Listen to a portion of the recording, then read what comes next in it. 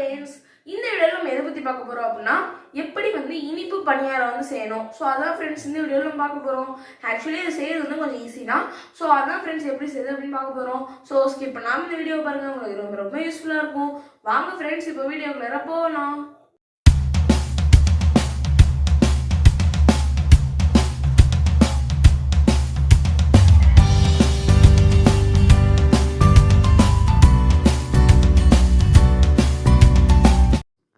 First இந்த இனிப்பு அப்போ செய்கிறதுக்கு நாங்கள் வந்து ஒரு 2 வாழைப்பழத்தை வந்து வச்சுருக்கோம். ஸோ நீங்கள் உங்கள் வீட்டில் வந்து கனிஞ்ச வாழைப்பழம் இருந்துச்சுன்னா அது வந்து வேஸ்ட் பண்ணாமல் நீங்கள் வந்து இது யூஸ் பண்ணிக்கலாம். ஸோ அதிகமாக உங்களுக்கு இனிப்புக்கு தேவையான அளவு வெல்லம் போட்டு நல்லா வந்து கட்டி இல்லாமல் கரைச்சி வந்து வச்சுருக்கோம். ஸோ இதுக்கு மேலே ஒரு 5 டேபிள் ஸ்பூன் கோதுமை மாவு வந்து சேர்த்துக்கலாம்.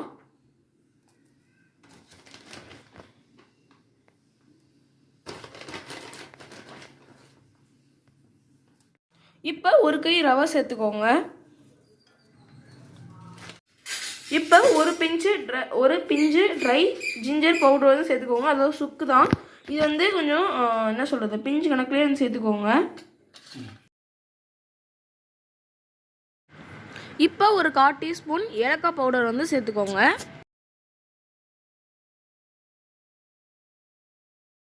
அது கூட 2 கரண்டி இட்லி மாவு இல்லைனா அரிசி மாவு உங்கள் மாவு எதுவும் அது. ஸோ அதை வந்து நீங்கள் சேர்த்துக்கலாம் 2 கரண்டி.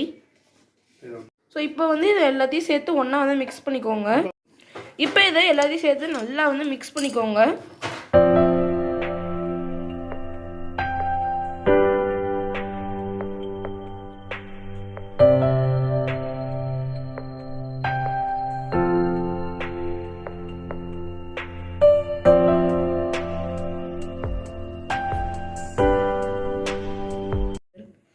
மாவு வந்து ஒரு வேளை ரொம்ப திக்காக இருந்துச்சு அப்படின்னா கொஞ்சமாக வந்து இட்லி மாவு பதத்துக்கு கொஞ்சமாக தண்ணி சேர்த்துக்கோங்க. இப்போ வந்து சும்மா கொஞ்சமாக வந்து ஒரு சிட்டிக்கே உப்பு போட்டுக்கோங்க. இப்போ வந்து ஒரு 1.5 ஸ்பூன் தேங்காய் தூரோட வந்து போட்டுக்கோங்க. ஸோ இது வந்து ஆப்ஷனல் தான். இது வந்து அப்பத்தை வந்து சாஃப்ட் ஆகிறதுக்கும் டேஸ்ட்டை வந்து என்ஹான்ஸ் பண்ணுறதுக்கு தான் இது வந்து ஆப்ஷனல் தான். உங்களுக்கு பிடிக்கும் அப்படின்னா போட்டுக்கோங்க. கொஞ்சமாக வந்து ஆப்ப சோடா வந்து போட்டுக்கோங்க. ஸோ நீங்கள் வந்து இந்த மாவை கரைச்சதுக்கப்புறமா ஒரு 2-3 மணி நேரத்துக்கு அப்புறம் தான் வந்து இதை வந்து ஊற்றுவீங்க அப்படின்னா நீங்கள் வந்து ஆப்ப சோடா வந்து போடணுன்னு அவசியம் கிடையாது. ஸோ இப்போ வந்து இந்த பதத்துக்கு வந்து மாவை கரைச்சி வச்சுக்கோங்க. ஸோ இது வந்து ஒரு 1 ஹவர் வந்து ஊறட்டும். ஸோ இப்போ பாருங்கள் ஃப்ரெண்ட்ஸ், நம்ம வந்து நம்மளோட ஸ்வீட் அப்பத்தை வந்து ஊற்றிடலாம். ஸோ இதில் வந்து ஃபுல்லாக ஊற்றாதீங்க, சும்மா வந்து ஒரு 3/4 வாசி மட்டும் ஊற்றுங்க.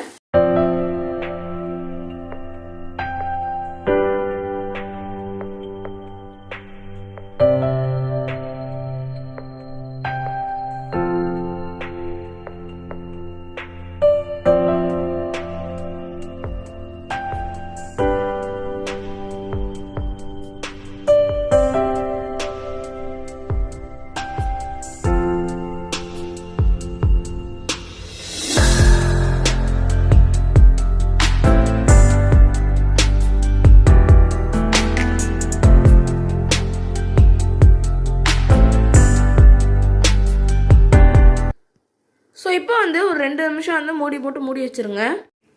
கல்லை வந்து கொஞ்சம் மிதமான சூட்லேயே வச்சுருங்க, அப்படி இல்லைனா அடியில் வந்து கொஞ்சம் செவந்து போயிடும். அவ்வளோதான் ஃப்ரெண்ட்ஸ், இப்போ வந்து நம்ம திருப்பிடலாம்.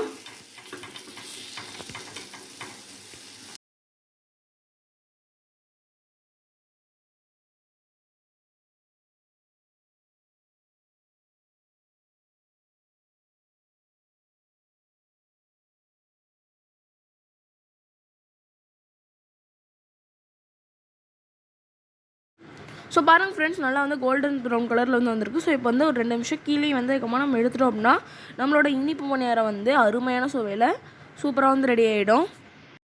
ஸோ பாருங்கள் ஃப்ரெண்ட்ஸ், நம்மளோட இனிப்பு பணியாரம் வந்து அருமையாக வந்து ரெடி ஆகிடுச்சு. அவ்வளோதான் ஃப்ரெண்ட்ஸ் இந்த வீடியோ. கண்டிப்பாக உங்களுக்கு இந்த வீடியோ பிடிச்சிருக்குன்னு நம்புறேன். உங்களுக்கு இந்த வீடியோ பிடிச்சிருந்தா லைக் பண்ணுங்கள், ஷேர் பண்ணுங்கள், அது மறக்காம கீழே இருக்க ரெட் கலர் சப்ஸ்கிரைப் பண்ண ப்ரெஸ் பண்ணிவிடுங்க.